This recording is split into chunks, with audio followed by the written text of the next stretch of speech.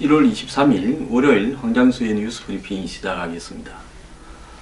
자, 설이 끼어 있는 주인데요. 설 경기도 옛날 같지 않고 어려운 분들도 많을 겁니다. 설이 어느 언제부터인가는 즐거운 시간이 아니라 머리 아프고 참 돈 나가는, 또 가족이나 친지를 만나기가 힘든, 그리고 가족이나 친지를 보기가 어려운 이런 시간이 되었습니다. 가장이 돈을 못 벌면 가족한테 돌아가기 어려운 분도 있을 것이고, 취직을 못한 청년 실업자들, 청년 백수들은 집에 가기가 어려울 것이고, 좋지 않은 직장에 다니는 사람은 친척을 만나서 결혼 언제 하냐 소리가 듣기 어려울 겁니다.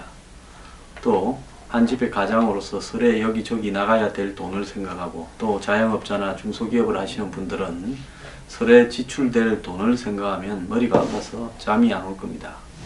많은 사람들이, 성실하게 사는 사람들이 다 이렇게 살고 있습니다.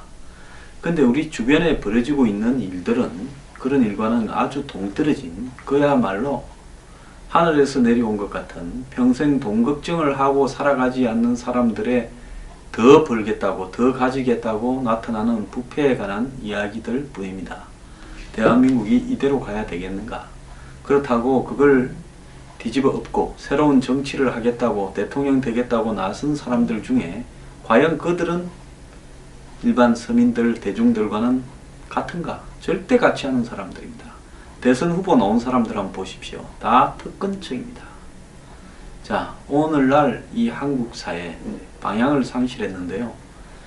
이 시청자 여러분께서는 설에 쉬시면서 고민을 좀 많이 해야 될 것 같습니다. 특검 앞에요, 여러 꽃다발들이 만발하고 있고, 또 영장이, 이재용에 대한 영장이 기각된 이후에 특검 앞에 일부 민변 소속 변호사들이 텐트를 치고 있다가 경찰과 충돌하기도 했다, 이런 이야기가 들려오고 있습니다. 특검은 26일 날, 목요일 날 최순실을 체포영장을 집행하겠다 이러는데요. 최순실이 지난 12월 말에 한 번 오고는 6차례의 특검의 출두 요구를 지금 무시하고 있답니다. 자, 최순실이 이러는 부분은 명확한 전략이 있다고 봅니다. 나중에 따로 이야기하겠지만 박 대통령 측에서 탄핵 심판에 정인을 39명 무더기 신청을 했다. 안 나오는 건 언제고 또 무더기로 신청을 합니다. 자기 쪽 사람은 안 나오고, 또 어차피 나오지도 않은 사람을 무더기로 신청해서 시간을 끄는 부분으로 보이는데요. 근데 특검이 최순실에 대해서 체포영장, 구치소에 들어가 있는 사람에게 무슨 체포영장을 별도로 집행하나 하는 부분인데요. 최순실은 지금 뇌물에 대한 부분이 아니라 이 업무방해나 직권남용, 강요에 대한 공범 형태로 되어 있습니다. 그래서 특검이 검찰이 적용한 범죄와는 별개의 문제로 불러서 조사를 했을 경우에 별건 수사에 대한 시비가 걸릴 수 있기 때문에 이 업무방해 혐의로 이렇게 최순실에게 체포영장을 발부한답니다. 참, 구치소에 있는 사람이 안 나오겠다고 버텨서 체포영장까지 발부해야 된다는 것도 웃기는데요. 여기서 제가 특검에 한마디 하지 않을 수 없는 부분은, 많은 사람들은 특검에 대해서 잘한다고 합니다. 그런데 특검이요, 2월 28일입니까? 까지 하고 난 다음에는 기한이 끝이 나버립니다. 이걸 한 달 더 연장하려고 하면 특검은 대통령에게 연장 신청을 해야 되는데요. 박근혜 대통령이 눈 딱 감아버리고 연장을 안 받아버릴 가능성이 저는 크다고 봅니다. 그렇다면 실제로 특검은 2월 28일이 마감이다. 그렇게 본다면 지금 설이 이제 곧 다가오고, 설 지나고 나면 얼마 남지도 않았습니다. 지금까지 특검 수사가 일찍 준비기간부터 움직이기 시작해서 잘 가고 있다고 다 봤지만은, 제가 봤을 때 특검이 제대로 잘 못했다, 이렇게 보고 있습니다. 이재용에 대한 영장 청구나 이런 부분이 기각되고, 더 나아가서 특검이 지금 뇌물죄에 대해서 제대로 엮지 못하고 있습니다. 그러면서 블랙리스트 부분에만 치중을 하고 있는데요. 자, 블랙리스트는 지금 과거 문체부 장관, 교육문화실 비서관, 그리고 정무수석실 비서관까지 3명이 구속되어서 자백을 한 것 같고, 조윤선이나 김기춘한테 지시가 있었다. 이 두 사람이 지난 주말에 구속이 되었습니다. 그래서 토요일, 일요일 날 조윤선은 이틀, 김기춘은 일요일 하루 와서 8시간, 10시간씩 조사를 받았는데요. 자, 김기춘은 박 대통령이 지시했다라는 사실을 말하지 않을 겁니다. 조윤선이 번복할 가능성도 있지만은 조윤선도 아예 모든 것을 부정할 가능성이 있다고 봅니다. 근데 여기서 우리가 하나 중요한 부분은요, 박근혜 대통령에 대해서 설사 특검이 이 두 사람의 이 진술을 박 대통령의 지시에 대한 진술을 하지 않는다고 이렇게 보더라도 저는 박 대통령의 이 블랙리스트 지시를 엮을 수는 있을 거라고는 봅니다. 특검이요. 나중에 그것이 법원에 가서 어떻게 될지는 좀 봐야 되겠죠. 그런데 이런 부분들이 공공연하게 공문이나 녹취로 있지 않을 것이기 때문에 이 부분에 대해서 증거를 이렇게 확보할 수 있을 건가 하는 데 대해서는 약간 우려가 되는데요. 저는 블랙리스트 지시도 매우 잘못된 것이다. 역대 정권마다 그런 일들이 있었다고 해서 이 정권이 하다가 걸렸으면 걸린 걸로 말할 수 없는 겁니다. 다른 정권은 다 안 걸리고 잘하고 갔는데 왜 병신같이 걸렸느냐, 스스로를 탓해야 될 문제입니다. 다 이런 부분에서요, 불법의 형평성을 이야기하는 부분은 말이 안 되는 거라고 봅니다. 그거는요, 정치적으로 말할 수 있을 문제지 법적으로 형평성을 주장할 문제는 아니고, 법적으로는 다른 정권 다 하고 빠져나갔다 하더라도 이 정권이 걸렸으면 이 정권만 탄핵될 수도 있는 문제입니다. 여기서 중요한 것은 제가 이게 말하고자 하는 본질이 아니라 박 대통령 측에서 블랙리스트 지시를 보도한 중앙일보나 중앙일보 기자나 특검의 관계자를 고소한다고 발표했는데요. 아직 고소하진 않았습니다. 아마 저하고 같이 옛날에 방송을 조금 했던 황성욱 변호사가 거기 가서 있는 것 같아요.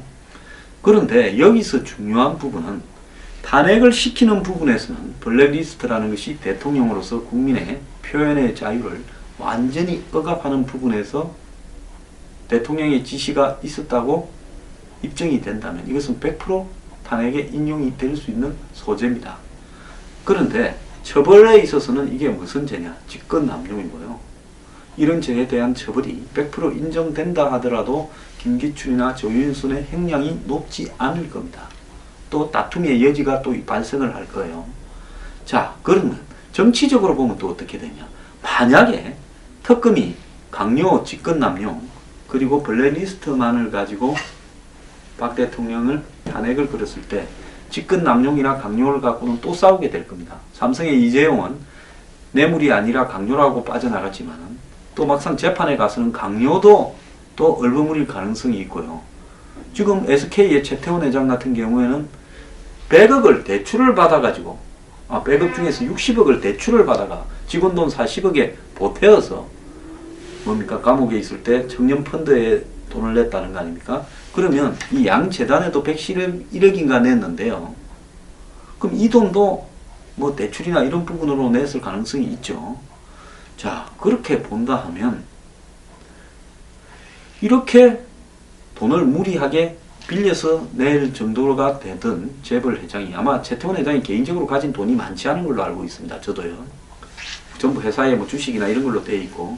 그런데 최태원 회장이 그럼에도 불구하고 이것이 강요도 아니고 자발적으로 냈다고 이야기를 하고 있습니다. 삼성 이후에 다른 재벌들에게 특검이 뇌물죄를 적용시키기는 거의 불가능할 수 있다라고 저는 보고 있어요.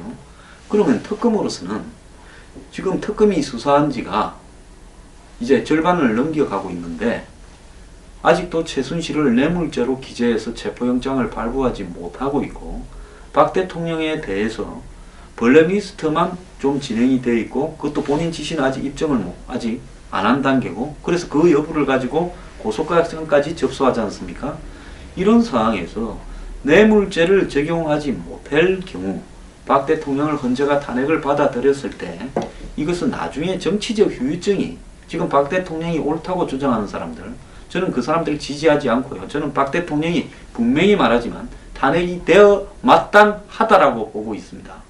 탄핵이 되어야 한다고 생각을 합니다. 그리고 탄핵뿐만 아니라 이후에 개인적인 법적 책임도 져야 된다고 생각을 합니다. 이 부분은 분명하게 이야기를 합니다. 그런데 문제는 뭔가 하면 블랙리스트 이런 부분들을 해가지고 앞에 세워서 탄핵을 시켰을 때 그 그것만 가지고도 탄핵이 될 겁니다. 그때 이제 나중에 발생할 문제가 뭔가 하면 결국 정치적으로 선동 촛불 세력에게 탄핵이 당했다. 그래서 정치적으로 쫓아냈다. 이렇게 하면서 거센 투쟁을 할 겁니다. 그러면서 나중에 세월이 경과하면요, 노무현 대통령 집권을 인정하지 못하는 사람들이 탄핵을 했듯이 박 대통령도 그렇게 탄핵을 당했고, 힘이 약해서 노무현은 힘이 강해서 살아남았는데 박 대통령은 힘이 약해서 탄핵을 당했다. 이러면서 이 사이에 있었던 수많은 국정농단과 의혹, 비리는, 또 뇌물과 부패는 다 덮어져 버리면서 나중에는 정치적 희생양으로 오랜 시간이 지난 뒤에는 남을 수 있다는 겁니다. 이것은 절대로 이렇게 되어서는 안 되는 문제라는 겁니다. 그래서 저는 특검 측에요, 다른 자질구레한 거 다 제끼고 뇌물 여부에 집중을 하기를 바란다. 그리고 저는 특검에 이런 조그마한 의심도 해봅니다. 특검이 왜 이재용이라는 사람을 영장을 치면서 이틀 사흘을 시간을 끌었습니까? 특검 내부에 이견이 있다라는 이야기가 나오게 했습니까? 왜 거기에 최지성, 장충기, 박상진 3명은 빼고 이재용을 혼자를 영장을 청구했습니까? 저는 특검이 한 일에 대해서 좀 의심을 합니다. 솔직히 특검이 결국 이재용 영장을 기각시키면서 특검은 면피를 하고 어차피 탄핵의 본질은 지장이 없지 않느냐라고 하면서 빠져나가고 영장 청구한 걸로 이제 재청구할 생각은 사실상 없는 걸로 보입니다. 안 할 겁니다, 아마. 그러면서 빠져나간 3명, 그 밑에 이재용의 부하들 3명에 대해서도 특검은 자신들이 왜 그렇게 처리했는지도 말을 못합니다. 사실 4명을 다 청구해서요, 이재용은 빠져나가더라도 3명이라도 구속되게 해야 되는 것이고, 또 더 나아가서 영장이 기각된다면 재청구를 했어요. 법원과 정면으로 맞서야 된다고 보고 있습니다. 그러면서 이 부분에 있어서 특검의 뇌물이라고 보는 소신은 확실하다는 것을 보여야 되고요.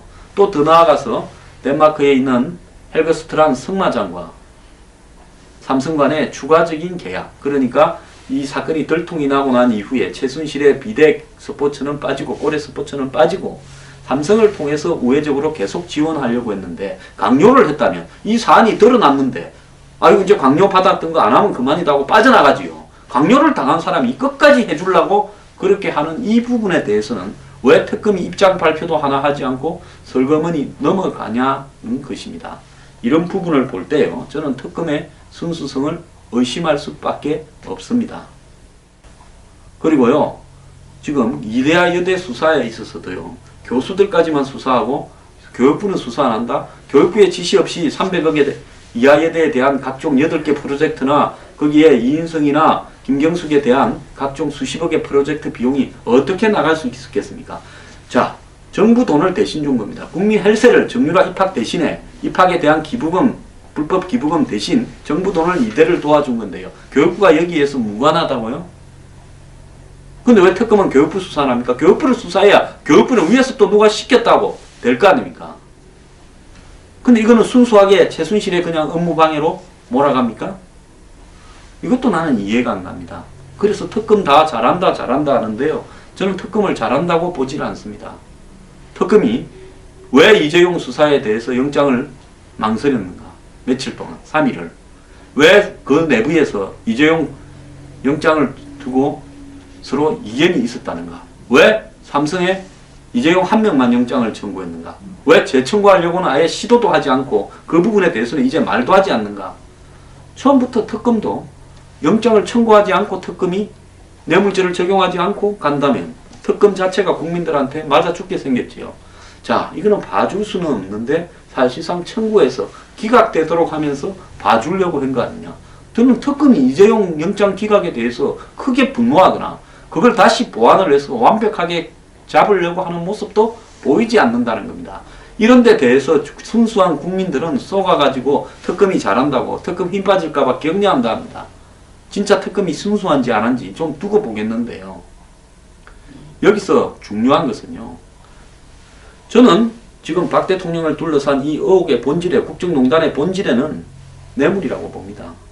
삼성의 뇌물, 대기업의 뇌물이 본질이라고 보고요. 이 드러난 재단 문제뿐만 아니라 승마와 같은 동계 영재 스포츠 재단 같은 수많은 돈들이 있었을 거라고 봅니다.